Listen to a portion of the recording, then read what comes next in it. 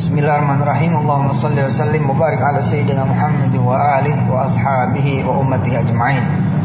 Alhamdulillah, kita masuk ke materi proses repetisi 8 untuk modul 4 pilar yang hari ini masuk pilar ketiga ya. Hari-hari masuk pilar ketiga, the process. Alhamdulillah kita sudah melewati 16 seri repetisi awal yang di luar pilar the process. Kemudian juga mukaddimahnya atau catatan hariannya, ditambah lagi dengan 7 seri terbaru tentang repetisi yang ada di kuliah 4 pilar. Di pilar ketiga ini pilar the process.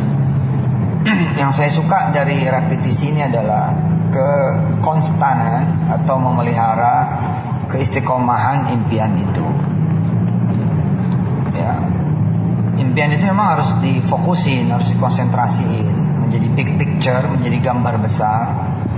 Harus senantiasa dirawat, senantiasa di spellingin, di statementin, diucapin, diomongin, dikalimatin, disuarakan, diperdengarkan, dibacakan, diperlihatkan kepada diri kita sendiri maupun pada lingkungan. Saya termasuk yang berbeda. Ada orang yang mengatakan bahwa kalau punya impian jangan dikasih tahu orang lain. Kalau saya memang enggak. Ya, kenapa jangan dikasih tahu orang lain? Supaya memang jangan ada yang syirik, jangan ada yang dengki, jangan ada yang enggak suka, jangan ada yang ngehalangin. Lah, itu kalau kita enggak menyertakan Allah Subhanahu wa taala. Tapi kalau kita menyertakan Allah Subhanahu wa taala, enggak ada masalah gitu. Ya, kita kawal, barengin, tempel, iringin, ya, dengan salawat, istighfar, tasbih gitu, dengan lafzul jalalah yang udah kita pelajari, yang di kalimat Allah, Allah, Allah gitu ya. Ya Allah, ya Allah, ya Allah. Atau dengan Quran ya. Impian kita repetisi di dalam Quran, melalui Quran, menggunakan Quran, memakai Quran. Kita baca Yasin, kemudian kita baca impian kita baca Ar-Rahman, kita bacakan impian kita baca Waqiah, kita baca impian kita baca Al-Mulk, kita bacakan impian kita. Bahkan saya pernah ngajarin setiap satu ayat, satu repetisi doa, satu repetisi impian ya, setiap satu ayat per satu ayat, tanpa kemudian na'udhu lagi, karena masih inline dalam satu garis ibadah, insyaallah. Dan ini bukan mengada-ngada, ini persoalan doa, persoalan zikir. Doa dan zikir memang harus banyak kan, harus berulang kali. Atau kemudian saya juga pernah mengajarkan diri saya dan kawan-kawan semua tentang ya dimasukin di dalam doa-doa sujud. Kalau kemudian di dalam sujud kita membaca doa-doa, baca kemudian impian kita, bacain apa yang menjadi cita-cita kita dan keinginan kita, maka repetisi itu akan semakin banyak. Nah, jadi saya suka gitu ya merepetisi, ya menjadikan zikir itu ya, zikir repetisi zikir, zikir afirmasi zikir, zikir visualisasi zikir, wirid ya, yang kemudian semua itu dijadikan berulang dan berulang. Repetisi itu sendiri berarti berulang. Maka kita berada di atmosfer apa? Atmosfer keistiqomahan, memelihara cita-cita, memelihara impian. Dan nanti kita akan terbiasa tuh, situasi kayak apapun, maka kita akan tetap mampu memelihara impian itu. Situasi apapun kita akan tetap mampu memelihara cita-cita itu. Misalkan seseorang yang kepengen banget menjadi pimpinan, tapi nggak taunya bukan cuma nggak dipilih, tapi misalkan dikeluarin karena ada satu fitnah. Tapi terus aja dia repetisi, pokoknya bakal jadi pimpinan, bakal jadi pimpinan. Ya Allah bakal jadi pimpinan, ya Allah bakal jadi pimpinan, ya Allah saya pimpinan, ya Allah saya pimpinan, ya Allah pilih saya jadi pimpinan, ya Allah pilih saya jadi pimpinan. Atau pakai sholawat, ya Allah sholli ala sayyidina Muhammad wa ala ali sayyidina Muhammad, ya Allah pilih saya menjadi pemimpin. Terus begitu. Dia lupa nanti pada posisi bahwa dia susah, dia lupa pada posisi dia sulit, dia lupa pada posisi dia bermasalah. Ya, repetisi yang begini ini yang akan menggoncangkan juga dunia gitu. Bahwa no matter how you are, no matter what you are, ya, nggak peduli kayak apa dan gimana, pokoknya kita yakinkan diri kita bahwa insyaallah tercapai.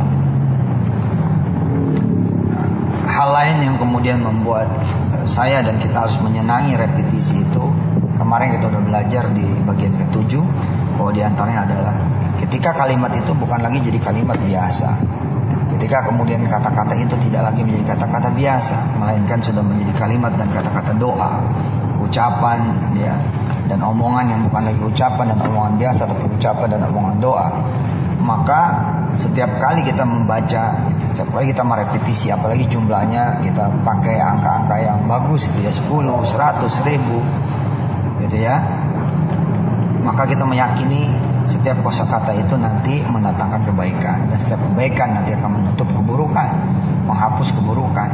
Dan bagaimana kemudian Allah Subhanahu wa taala juga menjanjikan bahwa doa-doa baik itu dikabul tidak dikabul, sejak kemudian berdoanya saja itu sudah menjadi kebaikan tambahan yang akan bisa apa? Bisa mendatangkan kebaikan yang lain yang tidak kita minta, atau kemudian menolak bala dari yang tidak juga kita minta, dan kemudian meninggikan derajat dari yang kita juga tidak minta. Dan bahkan di hari akhir nanti kita akan melihat betapa doa-doa kita akan menjelma menjadi gunung-gunung, menjadi bukit-bukit yang siap kemudian dibawa menjadi timbangan amal baik kita, sehingga kemudian ya kita akan menemukan timbangan kita tuh berat karena justru doa-doa yang belum dikabulkan Allah Subhanahu wa taala. Jadi pasti itu ada hitungannya di sisi Allah. Secara kita yakin tidak ada satu huruf pun yang diucapkan, tidak ada satu pikiran pun yang dipikirkan, bahkan lipatan hati ya, apalagi sudah berwujud menjadi sebuah langkah gerak, maka itu semua akan dihisab oleh Allah Subhanahu wa taala. Ya, setiap bagian dari kehidupan kita nanti akan dihisab di hari akhir nanti. Jadi jangan ragu-ragu kemudian merepetisi lagi dan lagi, terus itu ya. Dan kemudian nanti teman-teman akan mengalami apa yang saya alami gitu.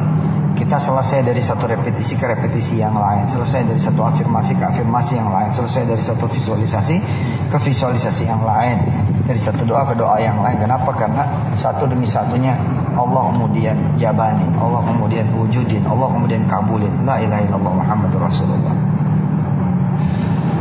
Saya melihat ya, ketika tidak ada target repetisi, maka seseorang ini bisa lost kontak ya, bisa kemudian tidak lagi dia bersama impiannya, tidak lagi dia bersama kemudian cita-citanya, tidak lagi dia bersama doa-doanya. Kenapa?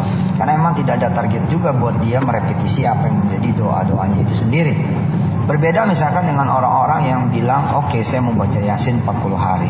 Selama 40 hari itu saya mau baca Yasin, saya mau berdoa pada Allah Subhanahu wa taala, mudah-mudahan pembacaan surah Yasin ini misalkan gitu ya, membuat istri saya hamil, saya bisa punya anak, atau membuat kemudian rumah kebeli, atau menjadi orang kaya, punya modal, punya usaha, dapat kerjaan, diterima di perguruan tinggi A, B, C, dan D, diterima di kantor A, B, C, dan D, menjadi punya modal, barang dibeli orang, kehidupan membaik, rumah bisa kebeli dan lain sebagainya, termasuk haji, umroh, menghajikan orang, mengumrohkan orang, sehat ya.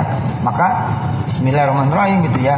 Ketika orang itu terus-menerus membaca surat Yasin, maka dalam 40 hari itu dia sesungguhnya bersama dengan impiannya. Selama 40 hari itu dia bersama dengan cita-citanya. Selama 40 hari itu dia bersama doa-doanya. Itulah yang membuat kemudian orang itu menjadi beda karena ia benar-benar tidak cuma sesekali gitu, tidak cuma terlontar sekali, tapi dia hidup bersama apa yang diinginkannya.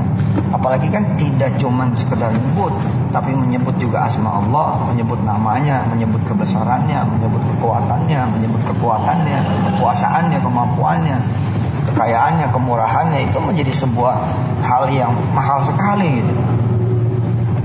Saya bilang ke teman-teman ya, bayangin coba ada orang yang ngomong terus itu ya, nanti rumah itu bakal jadi punya saya, rumah itu bakal jadi punya saya, rumah itu bakal jadi punya saya. Kemana-mana dia ngomongnya begitu, kemana-mana dia sampaikan. Nanti kita ngaji di sana. Kenapa? Karena kita udah pindah, kami udah pindah, nanti kita ngaji di rumah kami yang baru.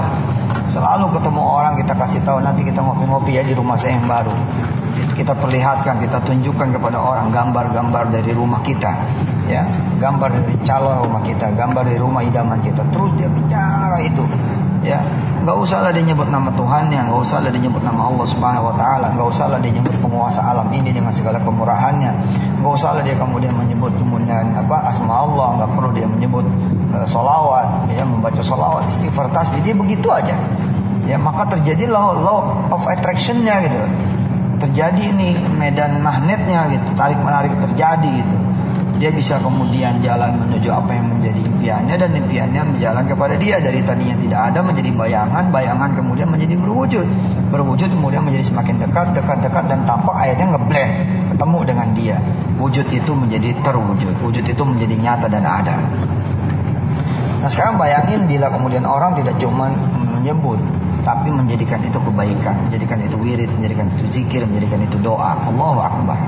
Di pertemuan berikut kita akan belajar bagaimana memilih kosakata. Ya, kemarin kan udah saya contohin soal selamat ya di proses repetisi 6 ya.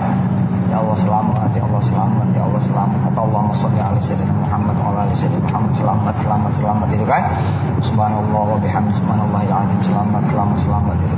Saya udah contohin tuh kemarin kan. Astagfirullah, selamat, selamat. Dan kemudian saya jabarin. Nah, insyaallah di pertemuan-pertemuan berikutnya kita akan belajar ya rumus ya, belajar model, belajar kemudian struktur, belajar kemudian susunan. Ya barangkali teman-teman memang perlu inspirasi dan motivasi, karena tidak semua orang bisa punya kosakata, tidak semua orang bisa punya kata-kata, tidak semua orang bisa punya kalimat, tidak semua orang punya omongan, tidak semua orang bisa punya kemudian bahasa yang bagus. Insya Allah nggak apa-apa, kita belajar dari beberapa hal yang mudah-mudahan ke depan bisa sangat berguna buat kita semua. Kalaupun bukan buat kita, juga nanti buat siapa yang menjadi ekosistem dari kehidupan kita, orang tua kita kah, suami atau istri, anak atau ponakan, cucu misalnya, besan, mantu, ipar, bahkan kerabat dan kawan-kawan kita, insya Allah. Dan siapapun yang bisa kita perdengarkan nanti dari pilihan-pilihan yang akan saya pilihkan buat Anda semua, dari berbagai kemudian keadaan diri kita dan apa yang biasanya diinginkan oleh orang banyak dalam kehidupan ini. Tentu kita tidak akan meng-capture semua, karena bisa habis 1000 rekaman hanya untuk 1000 impian yang berbeda.